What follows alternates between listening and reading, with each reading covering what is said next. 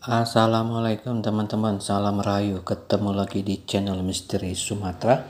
Dan hari ini kita tidak jauh-jauh juga, masih tentang jalannya kisah legenda tewasnya Mahapati Gajah Mada. Dan hari ini kita akan menceritakan sebuah kisah atau mungkin catatan penting untuk kita semua di era globalisasi ini. Kita berikan judul, di era digital, kebohongan sejarah tak bisa lagi bertahan. Oke, bro, kita mulai. Di masa lalu, sejarah ditulis oleh para pemenang. Mereka yang duduk di pusat kekuasaan berhak memilih narasi apa yang disebarkan dan mana yang harus disingkirkan. Kitab resmi seperti Nagara Kertagama dijadikan sumber kebenaran tunggal dulu. Nama-nama besar seperti Gajah Mada disakralkan. Kritik dianggap pemberontakan. Sekali lagi, kritik dianggap pemberontakan.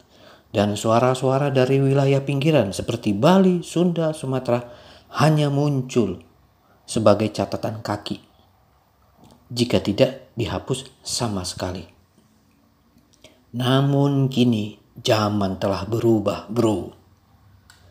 Kita hidup di era digital. Informasi mengalir bebas. Arsip, manuskrip, lontar, bahkan cerita rakyat yang dulu tersembunyi kini bisa diakses siapapun. Anak muda mulai membaca ulang sejarah bukan dari buku sekolah, tapi dari podcast, YouTube, jurnal daring, dan forum diskusi lintas wilayah. Dan disinilah letak kekuatan baru kita. Kemampuan membongkar mitos yang dulu tak tersentuh. Kami ulangi lagi di sini. Dan disinilah letak kekuatan baru kita. Kemampuan membongkar mitos yang dulu tak tersentuh. Oke bro, kita mulai bab pertama. Sejarah resmi vs sejarah luka. Narasi resmi Indonesia selama bertahun-tahun mengagungkan Majapahit sebagai lambang kejayaan Nusantara. Tidak salah, tapi juga tidak lengkap. Karena di balik lambang kejayaan itu ada kisah. Kebo Iwa yang dibunuh secara licik setelah dipanggil ke Majapahit. Dia Pitaloka yang bunuh diri setelah dilecehkan martabatnya dalam tragedi Bupat. Pasungan Mongol yang dimanfaatkan lalu dikhianati oleh Raden Wijaya. Dan akhirnya keruntuhan Majapahit sendiri yang juga terjadi karena pengkhianatan antar elit dalam perang-perang yang terjadi, khususnya mulai dari perang Parekrek. Ini bukan sekedar strategi, ini adalah pola. Pola pengkhianatan yang ditutup-tutupi dengan narasi kejayaan. Tapi sekarang pola itu mulai tampak karena kita tak lagi melihat sejarah dengan mata satu. Kita melihatnya dengan cermin yang lebih jujur, lebih kritis, dan lebih luas. Zaman sudah berbeda, bro. Bagian kedua, teknologi sebagai pelawan lupa. Sekali lagi kami ulang, teknologi sebagai pelawan lupa. Dulu kebenaran bisa dikontrol. Kini satu unggahan YouTube bisa mengubah sudut pandang ribuan orang. Sekali lagi, kini satu unggahan YouTube bisa mengubah sudut pandang ribuan orang.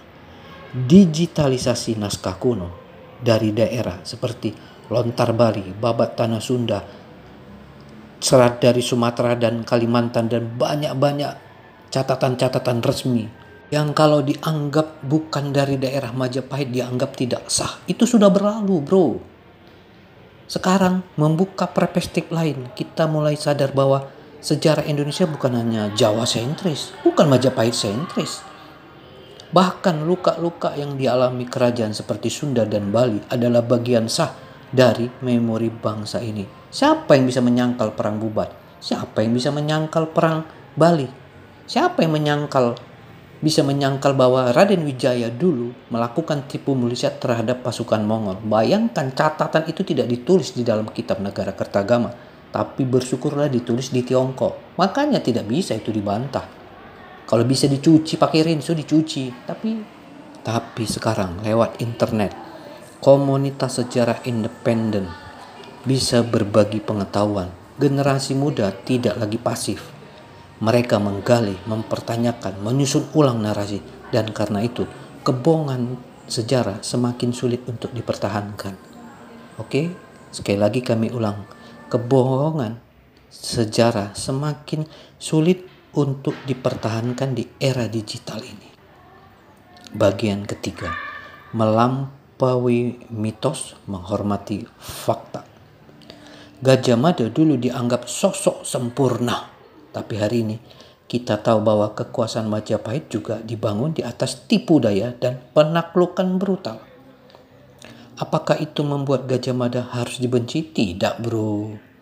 Tapi harus dipahami secara utuh, bukan dipuja buta.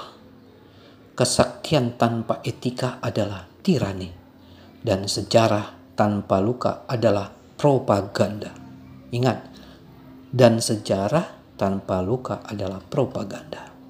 Dengan teknologi kita bisa menyandingkan sumber. Sekali lagi, dengan teknologi kita bisa menyandingkan sumber, membandingkan Nagara Kertagama dengan Carita Parahyangan, membandingkan Nagara Kertagama dengan transkrip di Tiongkok, khususnya bagaimana dulu Raden Wijaya menipu dengan tipu muslihat dengan pasukan Mongol. Sekali lagi itu tidak dicatat di dalam kitab Nagara Kertagama, tapi tercatat di dalam transkrip Tiongkok. Menganalisis arkeologi dengan legenda lokal. Kita harus mempercayai arkeologi. Kami selalu komitmen dengan tim-tim arkeologi. Menggunakan database untuk mendeteksi pola penyembunyian informasi. Zaman teknologi sekarang tidak ada yang bisa disembunyikan, bro. Kita sekarang hidup di masa di mana sejarah bukan lagi hak eksklusif akademis atau negara. Ia menjadi milik rakyat. Kami ulang. Kita sekarang hidup di masa di mana sejarah bukan lagi hak eksklusif akademis atau negara. Ia menjadi milik rakyat. Di era digital, kebohongan sejarah tak bisa lagi bertahan. Bukan hanya kalimat, ia adalah pernyataan zaman. Sekali lagi kami ulang, di era digital, kebohongan sejarah tak bisa lagi bertahan. Bukan hanya kalimat, ia adalah pernyataan zaman. Generasi baru tidak mencari kejayaan yang palsu. Kita mencari kebenaran yang utuh. Kita tidak ingin sejarah yang mengagungkan satu tokoh sambil membungkam yang lain. Kita ingin kisah yang adil, yang memberi tempat untuk Kebo Iwa, Dyah Pitaloka, dan semua roh leluhur yang dulu dikubur diam-diam. Karena hanya sejarah yang jujur yang bisa menyembuhkan. Dan hanya bangsa yang berani mengakui lukanya yang bisa benar-benar merdeka. Dan jangan lupa juga transkrip Tiongkok dan catatan sejarah yang disimpan di luar negeri seperti di Belanda, Inggris, Amerika, juga di Tiongkok. Konon banyak menyimpan catatan Nusantara sekarang juga bisa diakses lewat teknologi. Akses global atas arsip sejarah Nusantara. Sebagai penutup kami memberikan sedikit catatan di sini. Kini bukan hanya manuskrip dari tanah air yang kita gali.